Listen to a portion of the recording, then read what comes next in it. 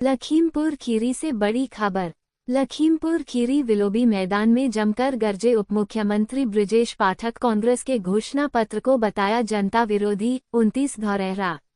Lakhimpur Kheri Lok Sabha seat से भाजपा प्रत्याशी भाजपा राष्ट्रीय उपाध्यक्ष रेखा अरुण वर्मा के समर्थन को लेकर शहर के विलोबी मैदान में उत्तर प्रदेश के उपमुख्यमंत्री बृजेश पाठक ने जनसभा को संबोधित किया और कांग्रेस पर जमकर निशाना साधा। बृजेश पाठक ने कहा है कि कांग्रेस ने जो घोषणा पत्र जारी किया है उस घोषणा पत्र में संपत्ति की जांच कराने की भी बात कही और जनता की संपत्ति को जब्त करके उन लोगों को देंगे जिन्होंने देश को सताने का काम किया है। कांग्रेस पर निशाना साधते हुए बृजेश पाठक ने कहा है कि कांग्रेस के वरिष्ठ नेता ने कहा है कि भारत में अमेरिका जैसे कानून लाने की बात कही गई है जिसमें देश की जनता की पैतृक संपत्ति की जांच की जाएगी। संपत्ति ज्यादा होने पर पूरी संपत्ति जब्त कर ली जाएगी और देश की संस्कृति पर हमला करने वालों में बांट दी जाएगी। घंटों चले विलोबी मैदान में चिलचिलाती कड़ी धूप में बृजेश पाठक को सुनने आए कार्यकर्ताओं ने जमकर तालियां बजाई। मंच पर मौजूद गृह राज्य मंत्री अजय टेनी, जिला अध्यक्ष सुनील सिंह ने 29 धौरहरा लोकसभा से चुनी गई प्रत्याशी रेखा अरुण वर्मा के लिए आम जनता से जीत दिलाने की आग्रह की। चाहे जब कॉमनवेल्थ के खेल हुए, नई दिल्ली में कॉमनवेल्थ कंट्रीज के लोग इकट्ठा हुए, उन खेलों में भी घोटाला हो गया, उनके खेल मंत्री भी जेल के सीटों के पीछे चले गए। दूसरी तरफ गरीबी और अमीरी में खाई बढ़ गई थी। आपने देखा होगा माननीय मोदी जी ने 2014 में देश की कमान संभाली। दुनिया के पैमाने पर भारत की वास्तविक ताकत को रखने का काम किया और देश के अंदर गरीबी और अमीरी की खाई को बांटने के लिए सैकड़ों गरीब कल्याण योजनाओं के माध्यम से गरीब आदमी के जीवन स्तर को ऊपर उठाने में कामयाबी हासिल की। आज हम कह सकते हैं हर गरीब को पक्का मकान मिला है, हर गरीब को शौचालय, जो जरूरतमंद का शौचालय मिला है।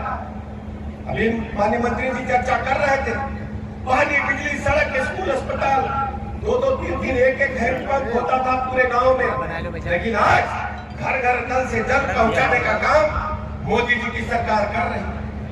गैस कनेक्शन के लिए लोग एमपी एमएलए से चिट्ठी लिखवाते थे, लेकिन आज हर जरूरतमंद बहन बेटी के पास गैस का कनेक्शन अपना है। अब उनको दूसरे के आगे हाथ नहीं फैलाना है।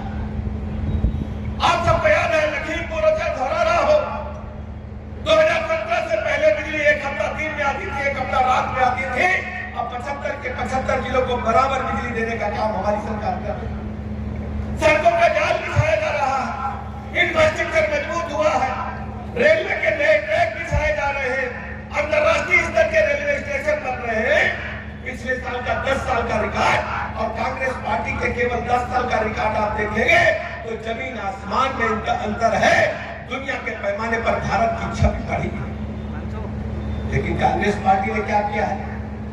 आपने भारतीय जनता पार्टी का संकल्प पत्र देखा है।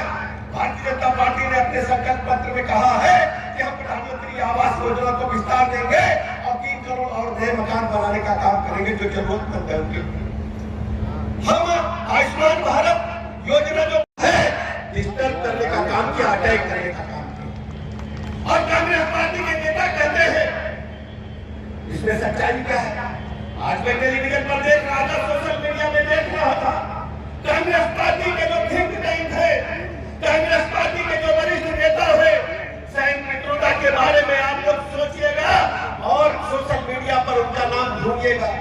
कांग्रेस पार्टी के नीति नियंता है, उन्होंने कहा कि हिंदुस्तान में अमेरिका की तरह कानून होना चाहिए कि आपकी पैतृक संपत्ति की जांच हो और आपके पास अगर संपत्ति अधिक है तो पूरी जब्त हो जाए और उन आतताइयों में बांट लेना चाहिए। हिंदुस्तान उन लोगों के हाथों में जिन लोगों ने हिंदुस्तान को हमेशा अटैक करने का काम किया। आजादी के पहले, अंग्रेजों से पहले इन मुगलिया संस्कृत ने भारत माता पर दर्जनों सैकड़ों हमले किए और हमारी संपत्ति को लूटने का काम किया। भारत पहले सोने की चिड़िया कहा जाता था, लेकिन आज कांग्रेस पार्टी उसी ट्रैक पर चलने का काम कर रही है। सैम पित्रोदा के बयान से स्पष्ट हो जाता है कि हमारे आपकी जो पैतृक संपत्ति है अब उसको भी ये जब्त करेंगे और उन आतताइयों को बांटने का काम करेंगे जिन्होंने हमेशा हमारी संस्कृति पर हमला करने का काम किया। के लिए अपने क्षेत्र की जनता के लिए? देखिए, आज हमने दूसरा नामांकन पत्र दाखिल किया है। अपने जितने भी हमारे लोकसभा के नागरिक हैं सभी को मैं पहले प्रणाम करना चाहूँगी और धन्यवाद देना चाहूँगी कि 2014 के बाद निरंतर चाहे 2014 का चुनाव हो, चाहे 17 का हो, चाहे 19 का हो, चाहे 22 का हो और 24 का हो, जिस तरह से उनका आशीर्वाद सहयोग मिल रहा है, मैं हृदय से धन्यवाद भी करूँगी। और 10 साल के कार्यकाल में हम लोगों ने अपनी योजनाओं को जन जन तक पहुँचाया है और जनता के दिल में जगह बनाई है और पूरे देश में आज एक अच्छा वातावरण बना है। सभी लोग भारतीय जनता पार्टी का सहयोग कर रहे हैं, आशीर्वाद दे रहे हैं। कई मैम मुद्दे हैं वहाँ के जिनको आपके रहते हुए उसको सोल्यूशन अभी तक नहीं निकला है। आगे अगर फिर से जनता आपको मौका देती तो उन मुद्दों पर क्या विशेष फोकस देखिए, रहेगा? बाढ़ पे हमने काम किया है, स्वास्थ्य विभाग पे हमने काम किया है, शिक्षा पे हमने काम किया है, अपनी योजनाओं को लोगों जन जन तक पहुंचाया है। एक एक परिवार को 6-6, 7-7 योजनाओं का लाभ मिला है और रोडों पे हमने काम किया है। तो आज बहुत सारे कार्य हुए हैं। आज इस बात को जनता भी स्वीकार कर रही है, इसीलिए भारतीय जनता पार्टी का समर्थन कर रही है। ठीक है, थैंक यू।